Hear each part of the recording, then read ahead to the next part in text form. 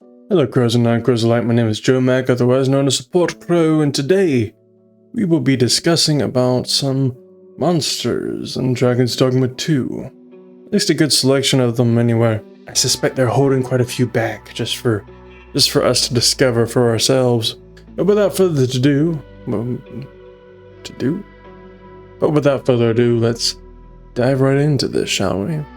So we're back once again on the Dragons Dogma 2 main page, and our first monster to examine is none other than Drake, a monster of the dragon family. The Drake spits out powerful flames. It also possesses the intelligence to skillfully manipulate magic. If you encounter one, be prepared for an all-out battle. I remember Drakes from the first game. They kind of came around during the later content, but that could change for this game. You know, it's a different world, more or less.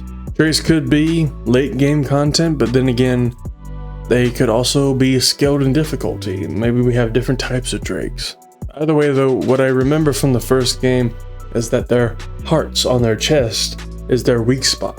So if you find yourself encountering one of these beasts, make sure you find a way to kind of tip them over or try to get up under their belly more or less and start going for that heart. And I suspect the same could be said here, because as you can see, their heart is glowing right there. If that is not a weak spot, I don't know what is. Now for something that I'm not sure about having a weak spot, the Dullahan. Now in the world of Dragons Dogma, the world gets significantly more dangerous when it's nighttime. So if you're like camping or find yourself traveling out during the night, things can get a little sketchy. A whole host of different entities can pop up that you otherwise would not encounter during the day. I suspect the Dullahan is one of those creatures at least, but I'm also thinking that they might be a boss encounter of some kind. From what I can tell from the trailer, it looks like a very tough fight. So the Dullahan is a knight covered in a spiritual purple flame, cradling his own head in his arm. That's kind of cool. He engages in deadly sword play with a firm stance. In the dark, he transforms into black mist and stalks the living. So that's going to be interesting, you know. I don't foresee this Dullahan remaining in one spot very often. Because if you're going to transform into black mist, you are likely going to move around a lot.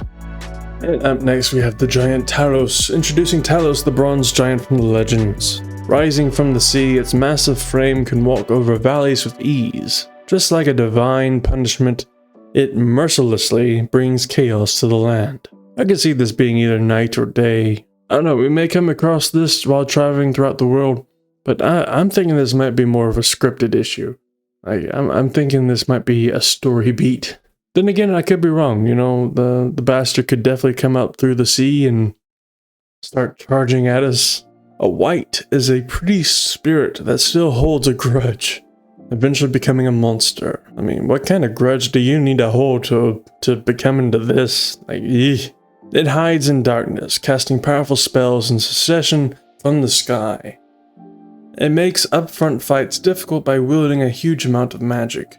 Yeah, this is another one of those during the night kind of monsters. Seriously though, what kind of grudges turn you into that? Like, is it like, you know, oh man, Jeremy stole that last sweet roll and I really wanted it? Or, you know, something a bit more significant than that. Towards the end of the original Dragons Dogma, we actually, you know, come into contact with a couple of these. Except those wights were conjured. Ooh. Okay, so those came about because they were killed, right? So I wonder if these are priests that were murdered. And that's the grudge that they're holding. Then again, those bastards weren't exactly priests. They were more just like crazy cultists. The Knacker is a type of goblin that wields a long weapon. They are agile on elevated terrain and good at raiding from higher ground. Underestimate their mobility and you may be easily overpowered. Judging from the landscape, I am assuming that these are the kind of goblins you'll find in Batal. Potentially something else you can find during the night or day. The Minotaur are ferocious and extremely fierce bullhead monsters. A single hit from their battle axe or charge attack could prove to be fatal. I believe it.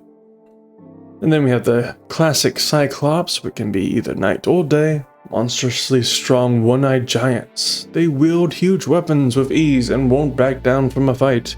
Mainly because they're too stupid to. Strike their lone eye with ranged weapons or test your bravery by climbing and attacking the eye directly. Fair warning though, if you try to do that and you aren't quick enough, you will be grabbed onto and crushed. Do your best to avoid that. Battlers, this is a new one. Four-legged beasts whose back seems to be covered in rocks. They appear in mountainous terrains and can be mistaken for giant rolling boulders. Try to knock them down or aim for a weak spot on their stomach. Oh, that's nice that they tell you that there's a weak spot on their stomach. What's annoying about these bastards is that they resemble saurians, which are basically like big lizard things. And the cool thing about a saurian is that they kind of camouflage into their environment.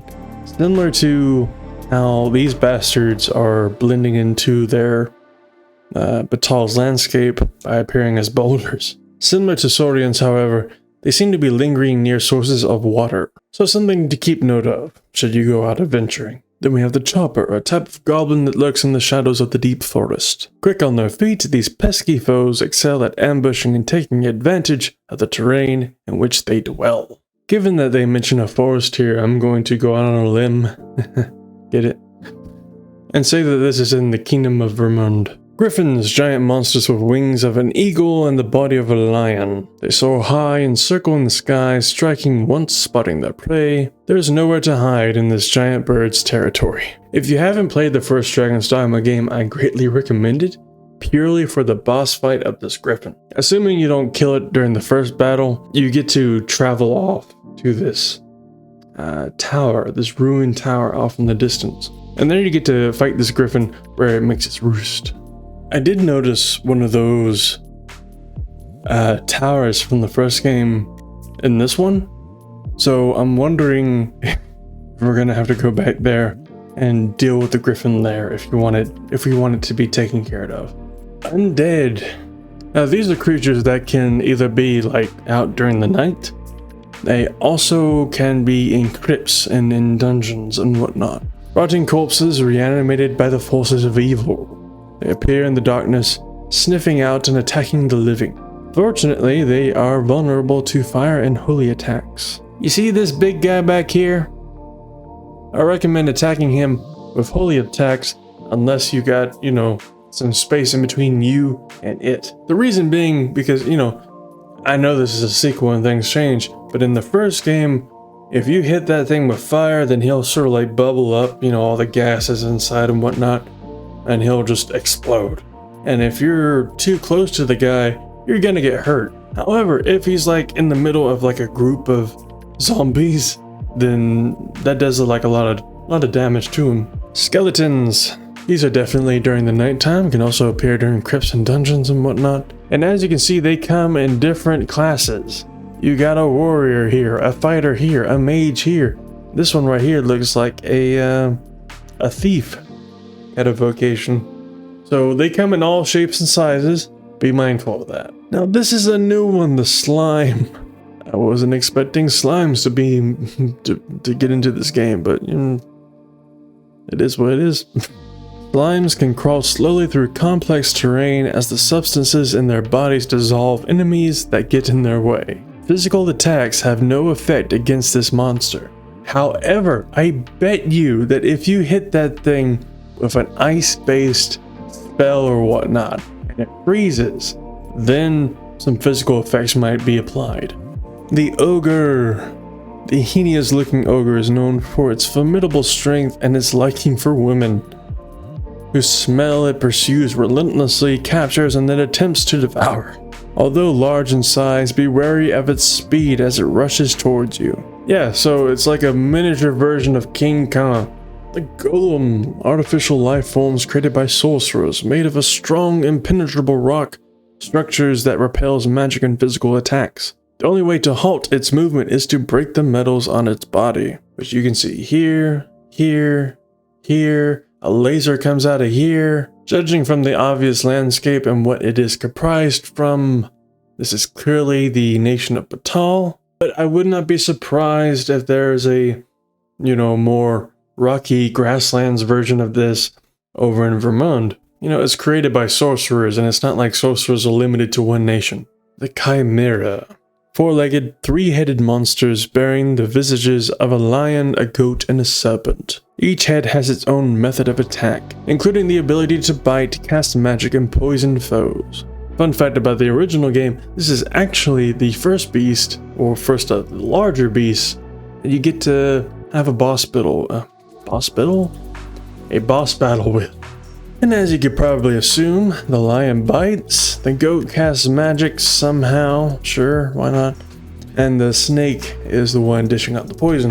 What I do remember is that the lion is not a fan of fire. The Saurians, I remember these bastards. Like I said, they like their water. Evolved from the lizard family, the scaly Saurians mostly dwell near water and wield spear-like weapons. Dismembering their tails can weaken them and make them lose their will to fight. Which makes sense, you know, if somebody dismembered my tail, I'd be kind of down about it. What I remember about these bastards also is that ice magic works very well against them. Freezing them stiff makes their tails vulnerable to be chopped off. Once their tails are chopped off, they become a lot easier to kill. Harpies! God, I hate these things. Eerie flying creatures with an upper body that resembles that of a human female. They often hover above the skies, ready to strike. Their hypnotic screeches can lull you to sleep, exposing you to their sharp bird-like talons. Harpies are just really like buzzards. They are very annoying. It's not that they are difficult to deal with, it's just that they're just inconvenient. They're constantly flying away and constantly putting your pawns to sleep. It's more annoying than anything else. Next up, wolves. Wolves hunt in packs. They are often found and roaming the nearby forests and mountain areas. Wolves hunt in packs, by the way, is a line pawns used very, very often in the first game. Like it was way too often. Like, you know, how could I describe this? It was Dragons Dogma's version of, you couldn't believe how inconvenient travel was before I invented Flu Pounder. It was that, but on constant repeat whenever we saw a wolf. Hobgoblins. A higher class of goblin with a more developed stature. They are experts at hunting prey with flawless movements, and are also skilled at handling weapons. Not to underestimate them, and approach with caution. And last but not least, the standard goblin. Because, you know, you can't have a fantasy game without goblins, right? Armed demons that are smaller in stature than most humans, they possess limited intelligence, but are ferocious and move by instinct. They become hostile and attack in packs if their turf is invaded. Now, what was cool about the goblins in the first game is that when they were in a group together, they would be more organized and be more effective and be more brave. But if you started getting them down to size, if you will, they become a lot more cowardly, and thus their effectiveness will be significantly lessened. All right, that's all for monsters for now. I hope you enjoyed your time here. I'm looking forward to battling all of these monsters, and I hope you are too. Until then, though, be safe, be well, be kind. Bye-bye.